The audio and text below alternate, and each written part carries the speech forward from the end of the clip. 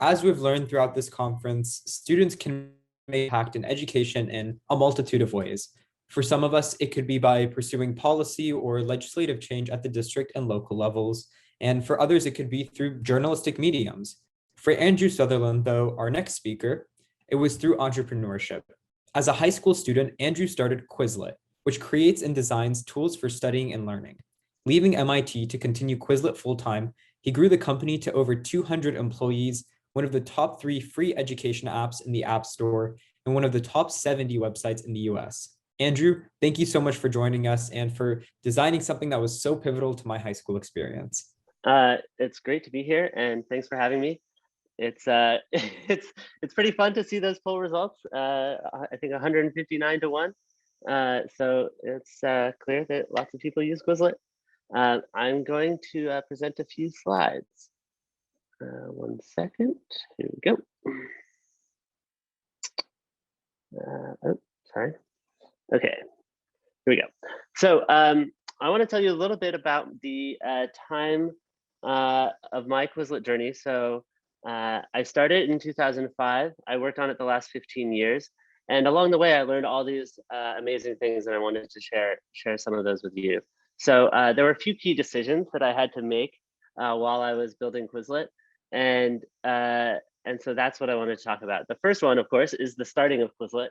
And so here's a picture from 2005. This is my French teacher, Madame Salvin, and she had very high expectations of all of her students. And so she would have us cooking French food and reciting and analyzing French poetry, and we would perform skits and plays. And all of that was enabled by the fact that we had to learn a ton of vocabulary and grammar in her class. And that was sort of the foundation that everything else in the class got built on. And so one night she gave us 111 French animals that we needed to learn, which is a sort of crazy assignment. And I didn't have any good system for learning all of those. And so I realized as I was getting my dad to quiz me that I could build something better. And when I did that, I got much better grades on my tests and classes in her class because I had a system that could keep track of everything and just quiz me on the stuff that I didn't know as well. And of course, that's the same sort of similar version of Quizlet, or the similar sort of core idea that a lot of you have used. And so from there, I started sharing it with some friends in my class. They all started getting much better grades. And I just opened it to the public so anyone could create their own content. In 2006, so a year later, just a short plug for the SCA, which I believe you just heard about.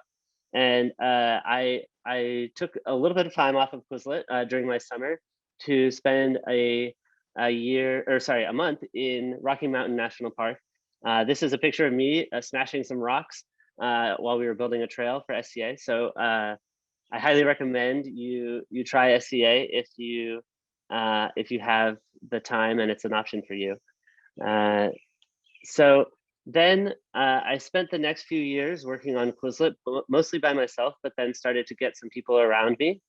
I went off to MIT in 2008 and spent 3 years studying computer science while also trying to build Quizlet. So it was a tricky assignment for me because I had so much going on. Like I was trying to hang out with friends, and I was trying to work on my classes, and I was trying to work on Quizlet full time.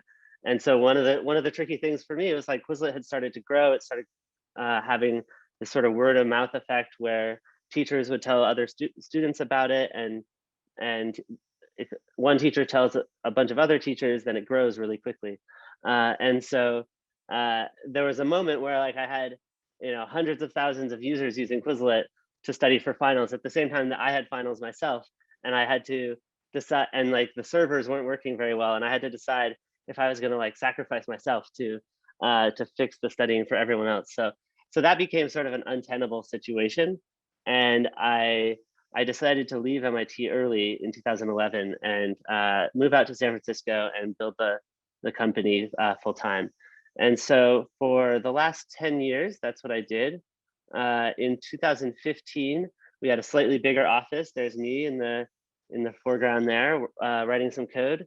And I started to build a team around us, and we also raised venture capital money for the first time, which allowed us to think much bigger and not just sort of build for what we could build in the next, couple months, but think about what Quizlet could be in the next 10 years. And so having investment money allowed us to hire faster and sort of think bigger about what we wanted to do. And then, grew it for the next bunch of years. That's Matt, who's the CEO of Quizlet on the left there. And this is us at the opening of our Denver office. And Quizlet now has offices in Denver and London and San Francisco. And also it has about 200 plus employees now, about 65 million monthly users. As you can tell, lots of students on here use Quizlet, and the majority of middle school, high school, and college students use it. One of the really fascinating things about Quizlet is that every possible kind of thing you want to learn is happening on there, and so there's lots of really interesting data about how people learn and when they get questions right, what happened? Like, did they see something? Did they see that question before and they got it wrong and then got it right the next time? There's all sorts of interesting data science that we can do to help people learn faster and better. So I had a ton of fun building Quizlet. I actually left in about a little more than a year ago upon reaching my 30th birthday and my roughly 15-year anniversary of Quizlet.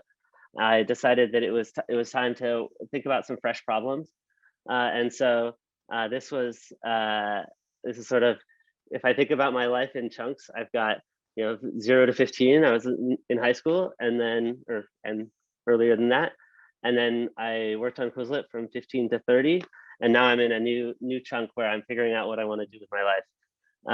And I would say the thing that I reflect on as I built the company and it grew to be this thing that sort of became ubiquitous. The most important thing for me was the people you bring along the way. So with 200 people, you have to get them all excited about the same vision. You have to get them to like working with each other and respect you as a boss and stuff like that. And so the sort of key insight for me there was to treat people well at all times. And I had a situation very early on in the company where I had a partner that didn't treat people well, and I saw firsthand how much friction that created and how frustrated the team became. And so at a very, very early age, I got this sort of blessing. I didn't see it as that at the time, but I got this blessing of understanding what it means to have a bad boss, and I resolved to never be that person to someone else. And so that would sort of one small life piece of advice, whether you're in college or whatever, would be to always treat people well, because your reputation and everything you do is sort of grounded on how you treat others. So those are a few reflections. I think there's a Q&A coming. I'm also figuring out what I want to do with my life right now. So if you have fun ideas for what a suitable follow-up to Quizlet should be, I'm all ears for those. So that's the sort of the next 15 years of my life I'm thinking about right now, and I have some fun ideas, including some focus around California education policy, which is how I ended up on Ed100, and how I ended up in front of you is because I got interested in California education policy stuff. So yeah, thank you very much. I'm on Twitter at Asav if anyone wants to follow, and otherwise we'll switch into questions. Awesome. Thank you so much for joining us, Andrew. We definitely have some questions here. And so the first question that I see is, give me a second. How did you kind of approach building the first version of Quizlet when you were back in high school with this French teacher in this French class? Yeah, so I was the biggest user of Quizlet for a long time. Mhm. So a lot of it was based on my own intuition, and then also talking to friends. But a lot of it was intuition, which was like I would be studying, I would be using Quizlet, and then I'd realize it would be really nice to have a new feature like um, being able to edit in line while I'm studying. And I would put my books aside and I would code that feature into the site, and then I'd get them back again and try it out and see if I like that feature. And then if I did, then I'd post it to the site. And so there was a sort of very small iteration or like tight iteration loop where I could use it, see if I liked it, and then release it to people, get their feedback, and keep building. And I think that's a lot of how the magic started. When do you think Quizlet kind of transitioned from being this idea of yours into an actual business? So from the beginning, there were ads on Quizlet, which to me was a nice way to make this free service that anyone in the world could use. They didn't have to pay, but we're still able to support the business and grow it as a business.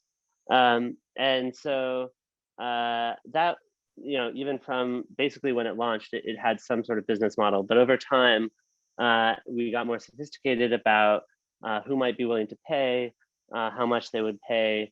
So there's a subscription component now, and that is really helpful to being a sustainable thing that can grow. And we had lots of debates in the early days of should we be a for-profit business, should we be a nonprofit? We really want to make a big impact in education, and the decision was to be for-profit because it allowed us to control our own destiny. If we get everyone to pay a little bit of money or to see some ads, then we can not have to sort of ask others to continue funding us to stay alive. So it put us sort of more in control, if that makes sense. Definitely, it makes a ton of sense. One of our students is asking, what coding language did you use to create Quizlet? Like what platform? So this was back in the day. I built it in PHP and MySQL, and of course JavaScript and HTML and CSS, which are the programming languages used for the web, for all websites. And so at the time, coding was less popular. I think I was one of the only kids, if not the only kid in school that had taught myself coding, and there weren't many classes. So I think it's fortunately there are much better tools and ways to go about that now, including like Replit, for example, which is a great online coding tool. Definitely. Another student's asking, kind of what are you thinking of right now of doing next? One of our students suggested creating maybe like a platform that could connect students with people in certain careers, or what's kind of going through your mind right now, if you would like to share. Sure. Yeah, I'm thinking a lot about how to make teaching a really high status profession that lots of people want to go into. So of course there are lots of amazing teachers in the system now, but there, as a whole, it could be a lot more sort of respected and well paid, and something that's seen as like a really important anchor in society, in the same way that being a doctor or being a lawyer in this country is sort of like that. And so I've been thinking a bunch of ideas of like how would you try to change that in the culture, or change that in the state policy by paying teachers more, or there are a lot of ideas, but that's sort of one I've been playing with. Like how would you affect that change? So Yeah, I definitely feel as though like there's kind of this disparity between like high school teachers and like professors. I feel like professors have oh like yeah, this oh different totally, aura almost to them. absolutely. Another question that's being asked right now is, who owns Quizlet right now that you've moved on? Yeah, so I mean it's a private company, and it's owned by a lot of different people in a sense. So I still own a big chunk of it, but and the employees own a lot of it, and then there are investors who own some of it.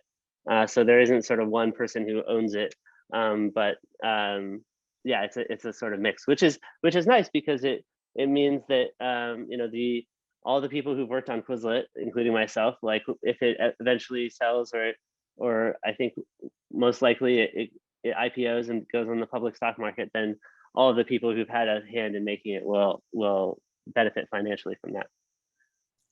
One more question, because unfortunately Sure. we're running out of time. Has anyone offered to ever buy Quizlet, or have you guys ever considered selling Quizlet to some company or entity?